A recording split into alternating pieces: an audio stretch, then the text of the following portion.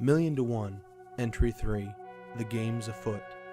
I had asked several people on my way to the cafeteria, just to rule out the possibility of an elaborate prank. Aside from one student who didn't know, which I can probably assume was him just not caring enough to check, all replies pointed to today really being December 14th. Well, now that it was settled, it was time to figure out just what the hell was actually going on. Thinking it over as I drank from a plastic container of orange juice, I pretty much accepted that, yes, I really had been sent back in time. As shocking as it was, I had no choice at this point but to believe it, lest I break into a panic attack of some sort. Very well then, accepting you have a problem is the first step to solving it. It was time to analyze the situation. I decided to start with the 5 W questions. Everybody knows about those. It's one of the first things they cram into your head. So, what had happened? Well, clearly I had been sent back in time by 1 week. I felt I could have skipped that one. So, when did it occur?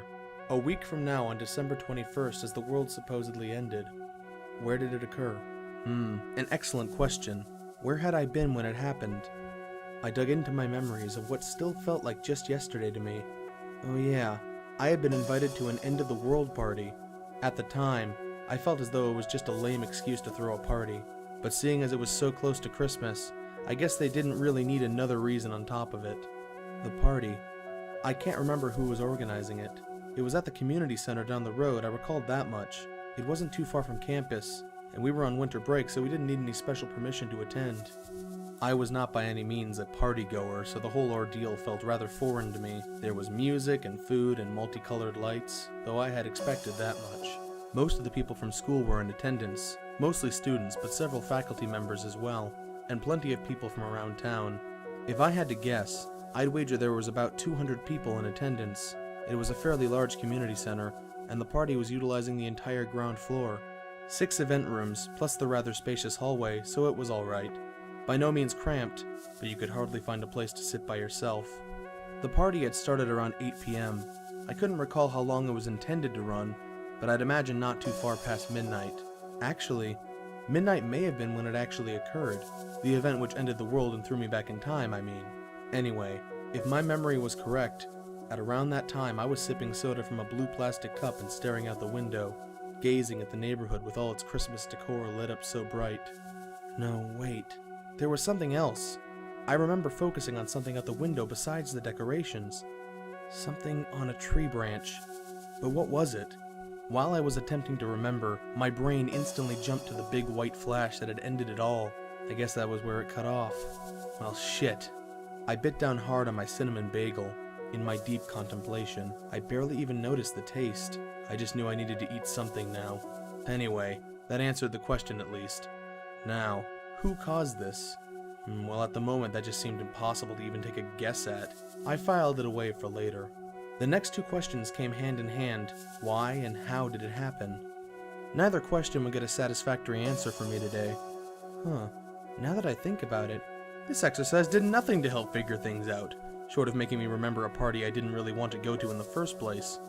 Wait a minute, that reminds me, who was it that invited me to that party? Camera! I heard a shout from behind me as if to answer my thoughts. Oh yeah, my name is Camera. Well, my nickname at least. How did I end up with a nickname like that? It's a long story involving myself and the yearbook committee that I don't really want to get into right now. I turned my head back to see a girl my age run towards me. She had emerald eyes that were halfway hidden under her short, messy brown hair. Her nose was small like a button, and she was wearing a gray hoodie and black gym shorts. I recognized her as a classmate of mine. Her name was Atuel, and before you ask, yes, it was French. We did have some classes together. Specifically, she was in the same English, math, history, art, and science classes as me. I was about to remark how that was almost all of my classes, or describe her physical appearance just a bit more when she opened her mouth. Hey, Camera, can I talk to you for a sec? She inquired in a light, tired tone. Must be a bit tired from running. Wait a second. This was it. I remember now. She was the one who invited me to that party, and this was the moment when she had done so. Duh. I braced myself for that exact situation. But instead, she sat beside me and looked me right in the eyes. Huh? I don't remember it happening this way before. She continued, Camera, you know my friend Jean? Her voice was light and shaky, like she wasn't exactly sure what she was saying. Jean? Jean. Oh yeah, the girl with the long black hair that sat next to Otwell. I remember now. Yeah, I do. Why? I asked in the most stoic manner I could manage. I now noticed that she was biting her lip and almost looked like she was shivering.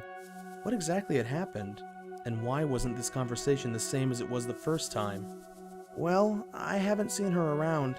I was wondering if you had, she asked, again sounding like she was out of breath. I took note of the fact that her teeth seemed to be chattering as well. Was it really that cold in here? I certainly couldn't feel it. This was getting more perplexing by the minute, but now I was curious as to where this was headed. No, sorry, I haven't seen her today. I haven't been up long, though, I told her in a calm tone. She didn't immediately respond. In fact, she looked more worried than before. I was about to say something else when all of a sudden both of our cell phones beeped at the exact same time. She quickly flung the phone out of her hoodie pouch and read the screen. Her pupils widened and she practically jumped off of the seat and exclaimed, "Sorry, I have to go now." Confused, I dug my own phone out of my pocket and checked the screen. Sure enough, a new text message. Could it be the same person from before? I was about to find out. The first challenge. Rescue the girl. Room 108. Your reward will be one answer. Do not die. No listed number and a grayed out reply box. Yeah, it was the same as before. Wait a minute. Otwell's phone went off just now too. Oh fuck, could she have also been selected? What did that even mean anyway? Oh, never mind. More importantly, rescue the girl. Is he talking about Jean? Probably, but what drew my attention was the promise of an answer. If there was anything I wanted in the whole world right now, it was some answers. I couldn't pass this chance up. Room 108? That would be the history classroom, which should be empty as it is the first day of winter break. I jumped out of my seat and charged out the cafeteria, no doubt raising a few eyebrows along the way. I ran through the hallway. Not many students were around, most were still in the cafeteria as it was breakfast time.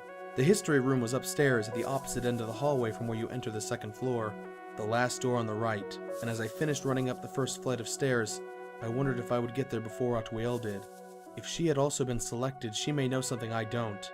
As soon as I set foot on the second floor, I quickly noticed that nobody was around. I ran straight to the classroom without any disruption. I stopped dead in my tracks at the door. The brass sign clearly read Room 108. This was it. No turning back. Time to see what this game was all about. I grabbed the knob, twisted it, and pulled the door wide open. Before I could take a single step, I found myself being sucked inside by some invisible force. Something wasn't quite right here. Entry 3. End.